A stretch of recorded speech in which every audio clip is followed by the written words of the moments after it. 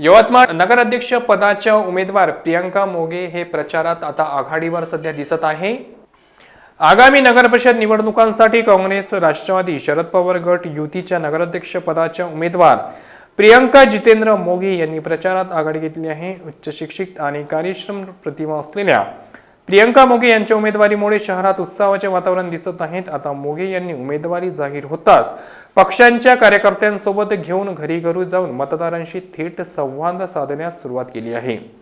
महिला व युवा मतदारांकडून त्यांना उत्साहवर्धक प्रतिसाद मिळत आहे। शहरातील पाणी पुरवठा, रस्ते, स्वच्छता आणि वाहतूक सुधारणा यासारख्या मूलभूत प्रश्नांवर त्यांनी नेहमीच आवाज उठविला आहे।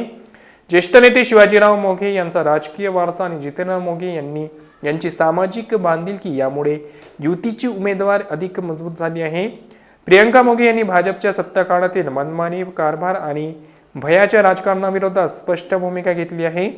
सक्षम मुख्याधिकारी माधुरी मडावी यांची बदली आणि विकास कामांमध्ये अडथळे आणल्याच्या मुद्द्यांवर त्यांनी भाजपवर टीका केली होती।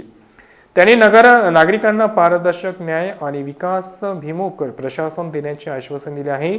एकूणच काँग्रेस राष्ट्रवादी युतीच्या मजबूत संघटनेच्या बळावर आणि मोघे यांच्या व्यापक जनसंपर्कामुळे यवतमाळ शहराला नवा दिशा देणारे प्रामाणिक नेतृत्व देण्याचा निर्धार या प्रचारातून स्पष्ट होत आहे।